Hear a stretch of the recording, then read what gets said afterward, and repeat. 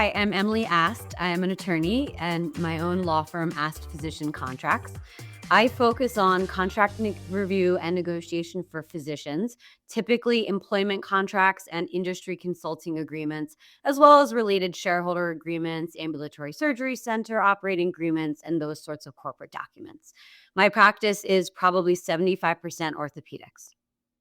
I will mention that this is not formal legal advice and does not create an attorney-client privilege, right? This is general educational information and my own personal opinions.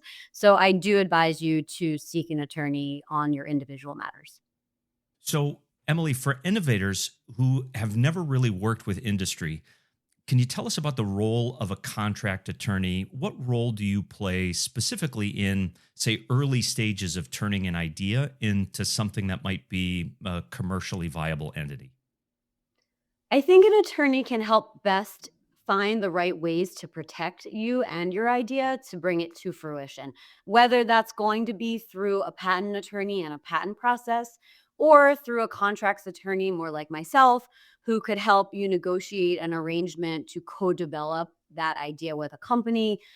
Those are sort of the two alternative ways that you can go when you have an early stage product idea. And I think having someone who can help navigate those options is very helpful. So, if most of your clients are orthopedic surgeons, what do you see as being the biggest mindset shift that a clinician or a surgeon inventor needs when they begin discussing their idea with a company? Knowing that even a casual conversation or what you perceive as a casual conversation could have legal and economic consequences because there's really no quote off the record innovation discussion. It's hard to do that because even informal discussions do create a factual record of you sharing an idea and having a conversation about that and can impact joint ownership or some leverage later for your negotiations or even status of ownership of a patent down the road. Hmm. So, what are some of the steps that an innovator might want to take when they're having a conversation with a company for the first time in order to protect themselves? Sure. Well, it depends if someone is going to go it alone first and try to do a patent on their own. That process can take a few years and can be expensive, but of course, can absolutely be pursued. Some people like to do that first and then try to approach a company afterwards. Others would like to approach a company first because companies do have, in-house legal team, they have developers, they have engineers who can help refine that idea and make it more likely to get a patent or more likely to develop it and bring it to fruition in the market. Either way, you want a non disclosure in place first, which will protect anyone from using your idea, sharing your idea, or developing it on their own. And even this is going to sound crazy, but even just the idea of bouncing an idea off your friends and family, I'd have them sign an NDA. Not because I'm suspicious of your friends and family in any way, but because it can actually impact your ability to get a patent or defend a patent later on if you've made the idea what quote public. And public has a pretty low bar. And just telling one or a few people that aren't under NDA your idea, you've now made it public. You've told it to people without any protection in place. And so it could make it more challenging to either get a patent later or to negotiate for some co-development with a company if they're also concerned that you've shared this idea and that it may be harder to get protection on their end or your end later down the road. So have a non-disclosure agreement in place before you even start having those casual conversations. Hmm.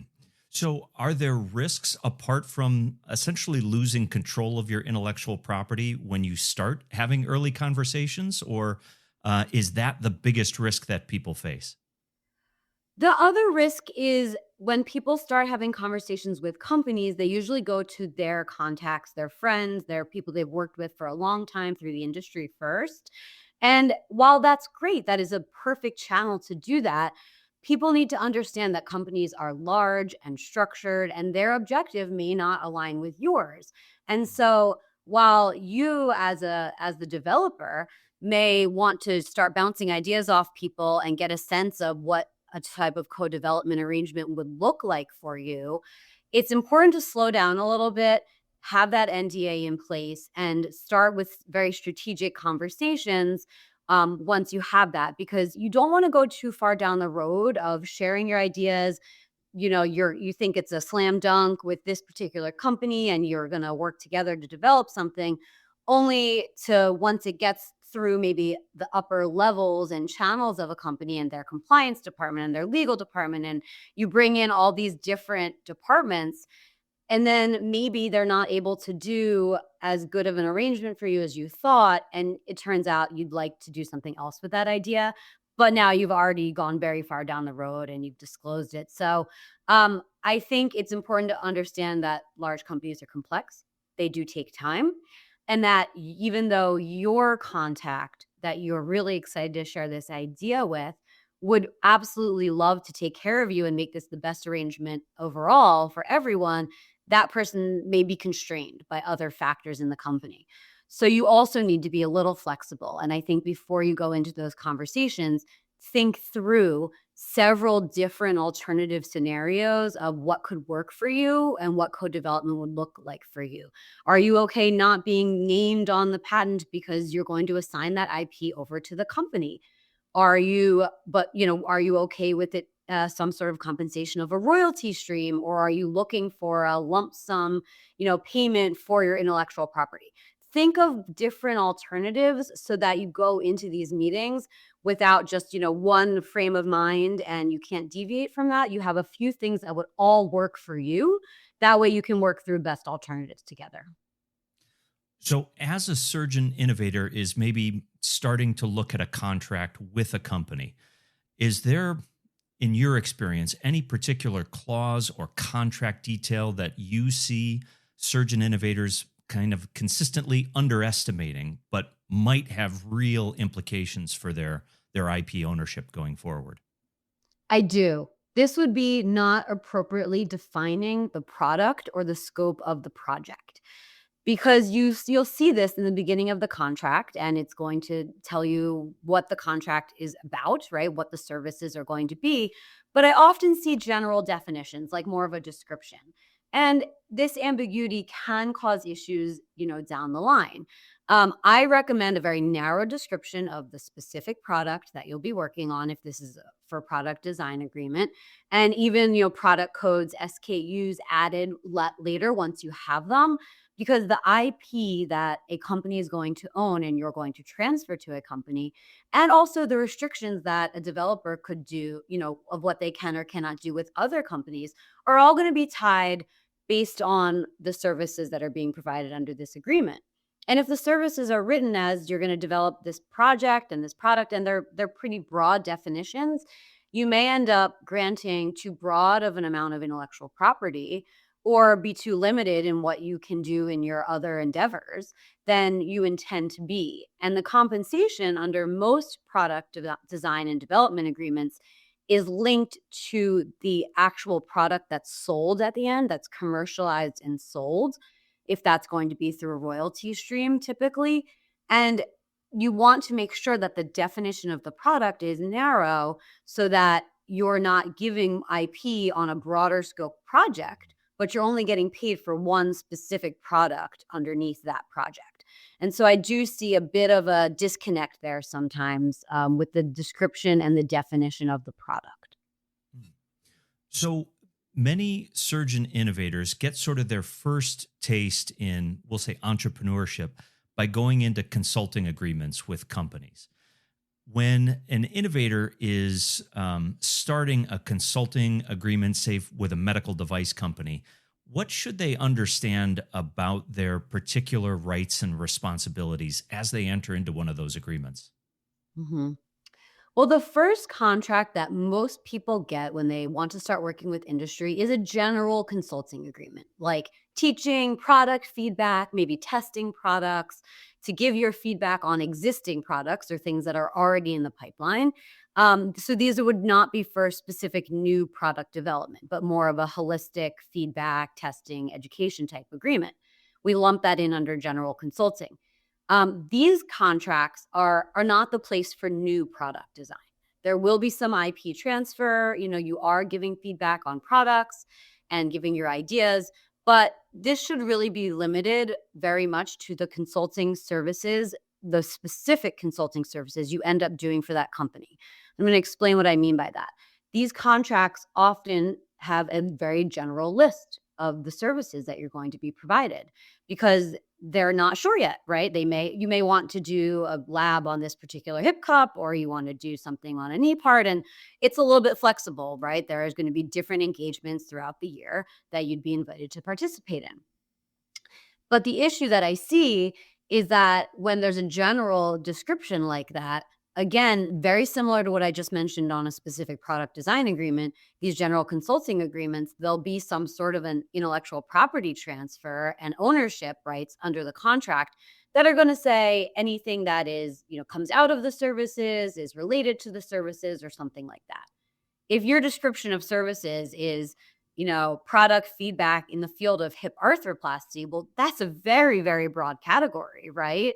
And you may only end up doing one engagement on a very specific hip cup part. But if your contract doesn't say that, it says you're going to do work on hip arthroplasty, you'll be obligated, to transfer a lot of IP, and they will have ownership of all of that IP, even though you only did one specific engagement on something very, very narrow. So what I recommend in these type of general consulting agreements, and a lot of companies do this. So this is, none of this is intended in any way to be, negative. There's a lot of great companies that are doing great things with their industry and their physician partners.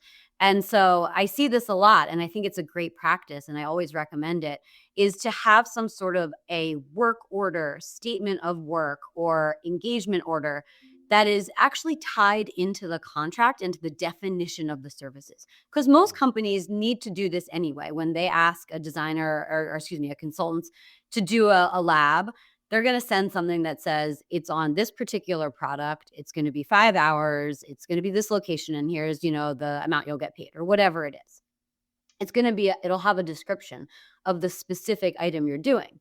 So if those can be incorporated by reference into your consulting contract, so that the services under your contract are what are stated and included in those work orders, statements of work, engagement orders, whatever every company calls them something different, then that will keep the scope of the contract narrowly appropriate to what you're actually doing, which is really the goal, is just to have an alignment between the scope of the contract and the actual services you're providing, because that will limit your intellectual property that you're giving to those things that you should be, which are the specific tasks and specific products that you are seeing and that you are giving input on, and the specific items you're doing.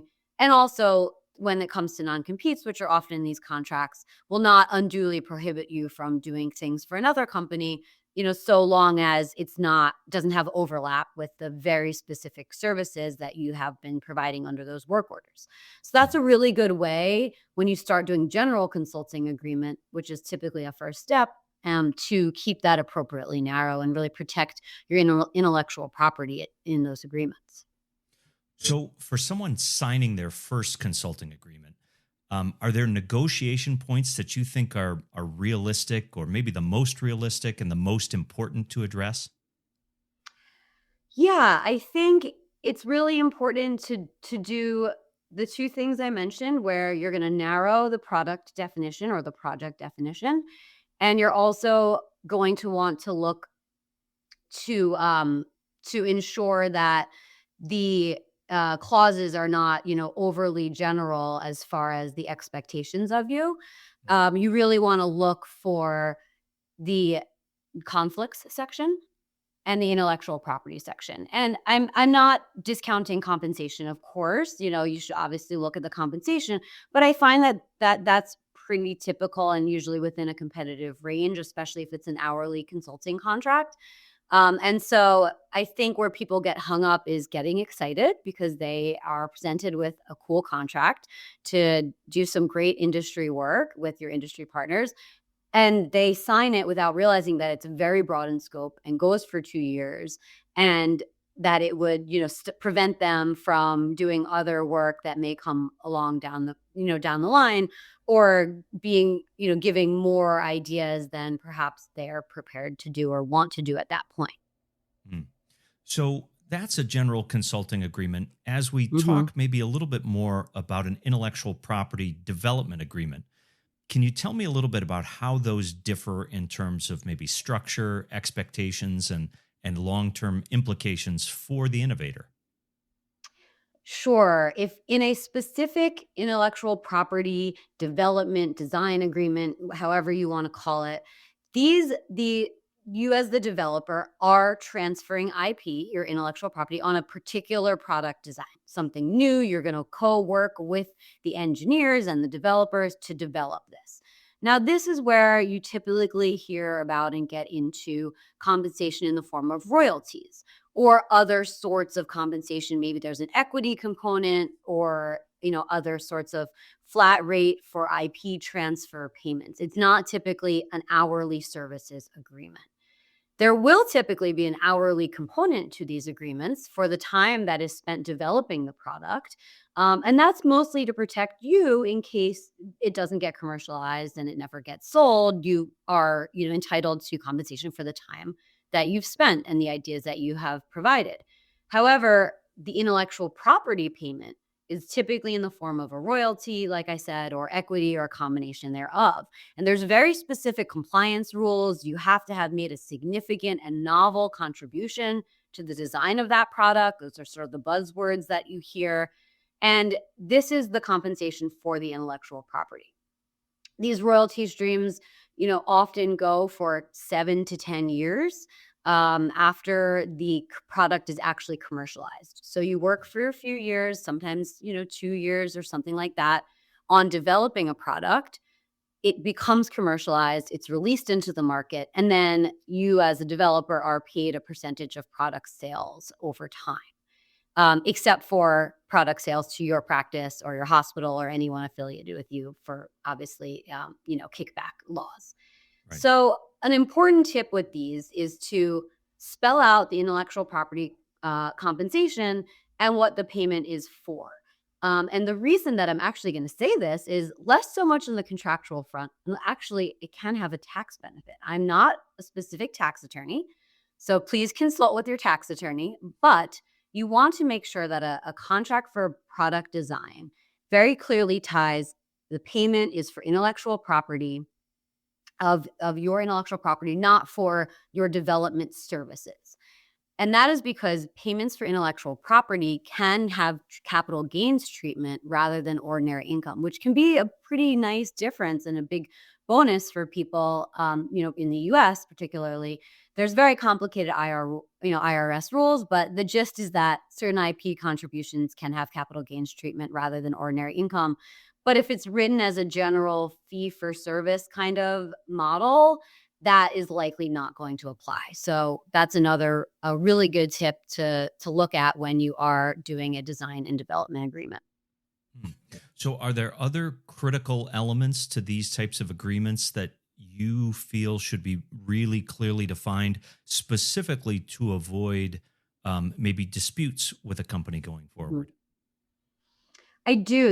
I'm going to mention two particular items that I spend a lot of time discussing with companies and coming up with the best language for everyone. One is what happens in the future if the same underlying intellectual property is used in a different but related product. So sometimes there may be a project and the developers work on product A. But that product actually turns out it goes through the all the steps, it goes to commercialization, and it's really not it's not what the market needs, or there's some issue and the company wants to pivot to product B, which is slightly different and a different variation, but has a lot of the same elements. The development agreement will typically specify that the developer is only paid on product A, because that is what was designed and developed under that agreement, and that the company owns all of the IP related to that product and can do whatever the company wants to do with that intellectual property as it is legally owned by the company, right? It has been transferred. So I often raise this as a matter of, and I have seen it happen where related revised versions of products are released later, and the same people are not always included in those design or development projects. And I do see some, issues come up with, is that person deserving of compensation if it was underlying IP from the original project.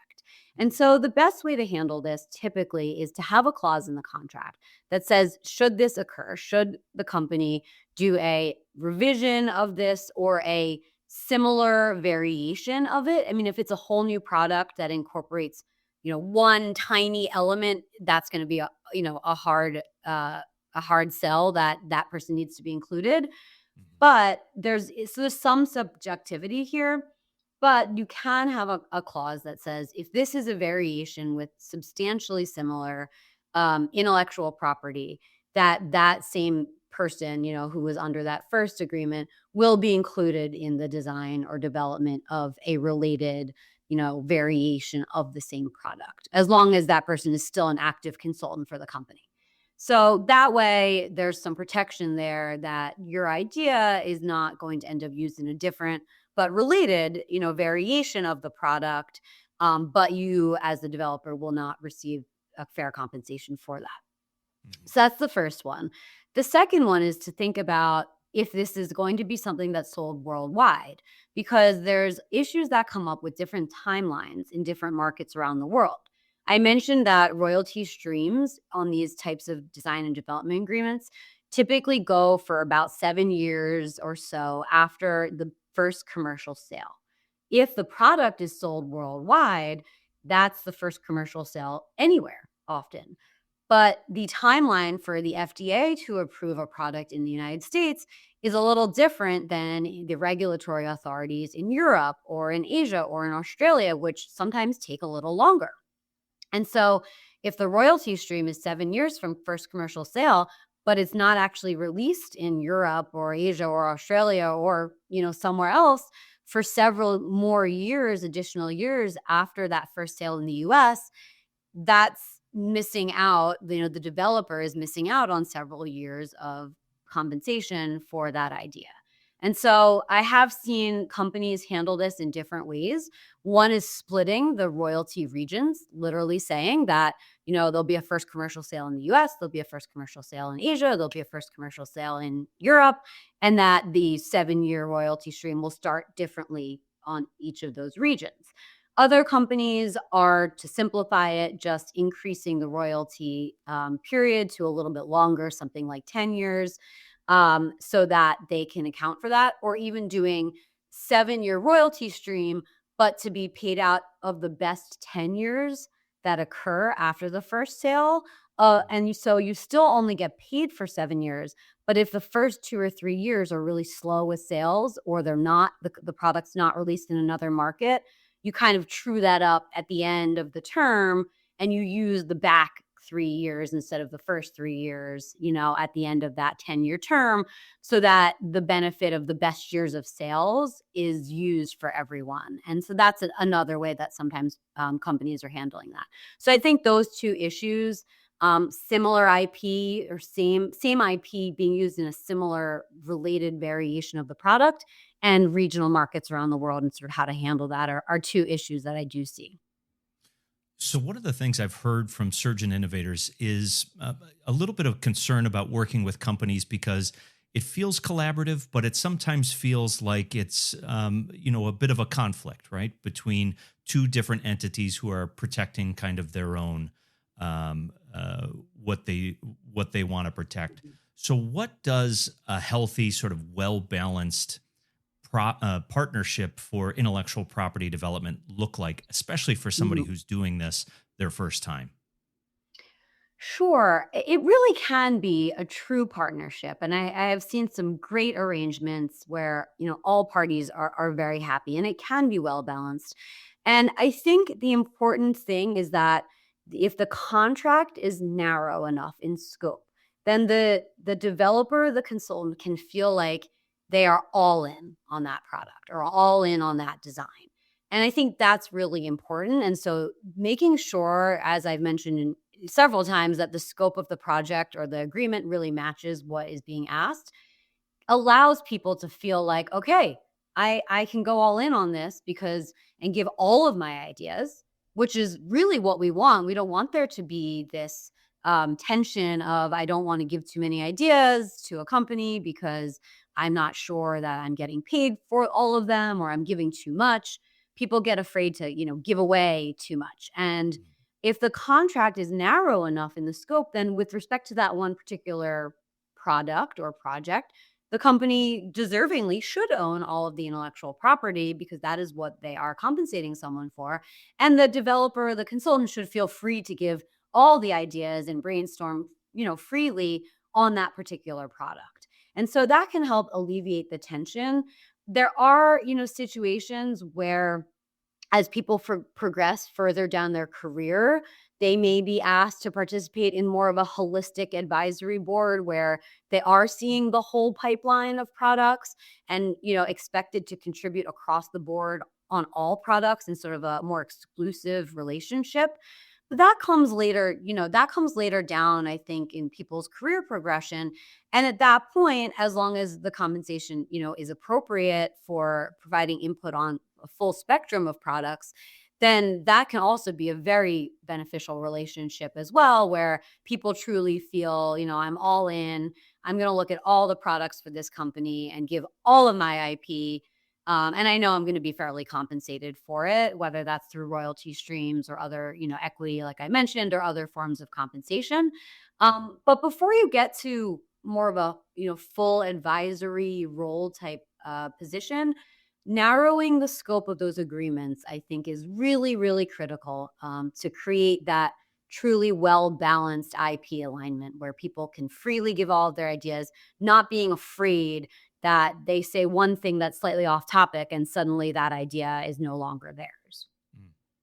So we touched on this maybe a little bit at the beginning, but what's the most common mistake that you see innovators make just in their earliest interactions with industry? hmm Getting excited a little too soon, and it is exciting, but getting excited and just signing without reading or without asking someone, and signing very broad, sweeping arrangements when they're being asked to start on something relatively minor, one lab, right? One educational panel. Uh, People should try their best to be cautious about signing a 2-year general consulting agreement for all of hip and knee arthroplasty if they're actually being asked to do one product lab on one specific item or on a panel on one specific product. I think that's where I see issues. Is there some specific foundational sort of preparation that you recommend an innovator do before they start meeting with a company? Yeah, I'd say really look around at what else is out there. I mean, obviously not if you're not gonna know if things are still under, being designed and patents have been filed, but if to the extent there are things on the market, see what else is out there and make sure that the product or the idea that you have fixes a need in the market, right? So I think people have these great ideas and it legitimately is a great idea, but if they think through it, 5 levels down of, okay, if we had this product, would it create other pipeline products here or would it actually displace another product that people really like? People don't think through to make sure that there's a true need, in the market for something and that that's not going to cause other negative ripple effects, I guess I would say, that would dissuade a company from wanting to develop that product. Like it's going to cannibalize one of their own products or it's going to cause other issues with some of the way that they sell their products or things like that.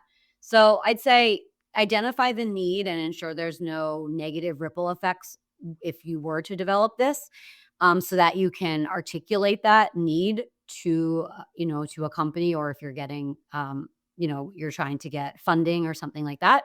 Identify that and then have your NDA in place before you talk to anyone. Hmm. So if you, and I think I know the answer to this if I've been paying attention to your question, to the way you've answered these questions. But if you could give one piece of advice, only one, to someone bringing, let's say, their first idea to industry, what would it be?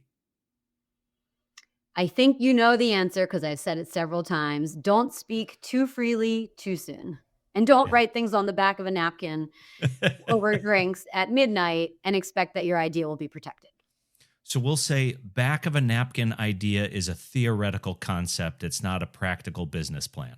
That is exactly right. And those are great. That is how great ideas start. But as soon as you get home that night with your idea on the back of a napkin, have the next day, maybe you could wait till the next day, send an NDA to everyone who was part of that conversation. And just as a practical piece of advice, do you recommend talking to a lawyer who specializes in those types of contracts in order to get an NDA, or is it something I can? The two most popular things I see now is Mhm. people having Chat GPT write one up, or people downloading one off of a Mhm. free or cheap internet law firm website. Yeah, I think for a basic NDA, you probably could use ChatGPT or download one and it would be good enough. I do think it helps to have someone who's familiar, with the legal structure, maybe to do it if you have the time or the resources because you might want to there may be terms like how long does that protection last? What are some exclusions? There's things around around the fringes, but the core of it, if you just need to get something in place fast, I think ChatGPT, that's probably good enough. So, because you have so many clients that are orthopedic surgeons, that are surgeon innovators, from your perspective, how do you see the relationship between clinicians, surgeons, Yep. and industry evolving, we'll say, over the next few years? It seems like, from the conversations we've had, this is a really exciting time to be considering sort of surgeon entrepreneurship. Absolutely. It is. And one thing that I do see evolving is that there's a lot of strategic acquisitions, joint ventures, mergers, buying a particular product from one company, but it's going to be sold by another, or there's joint partnerships. And so I see a lot of movement around and the desire for companies to have flexibility to bring in a strategic acquisition of a product, maybe if it fits their portfolio rather than develop in house, also for speed. There's some smaller companies maybe developing and then selling to larger companies as opposed to bringing those to market themselves. And so that does sometimes change the structure, and in that companies may be less willing, I think, to do these longer royalty stream contracts for product design in the future because they want to have the flexibility and not be constrained if they want to buy something external. Well, but now we're paying these people for 7 to 10 years and we're not going to use that product, or we have to buy them out of that royalty stream because now we're going to sell that and the new company doesn't want to be obligated to pay a long royalty stream, right? So I do see different structures like some sort of flat rate payments or um, milestone payments, I guess you would call it, happening as well as far as in terms of compensation instead of a straight royalty stream, and just some more creativity around that, right? Around creating these type of roles for people that provide real value to the company while compensating and protecting the physicians really well as well. um, I do see that a lot, and I see a lot of companies willing to get flexible and want to bring in great talent and really being very engaging, cooperative, and thoughtful moving forward as far as both developing in-house and acquiring things strategically. Mm.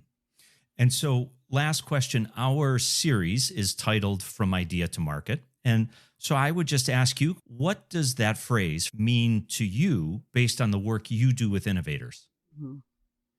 From idea to market to me means get your team in place.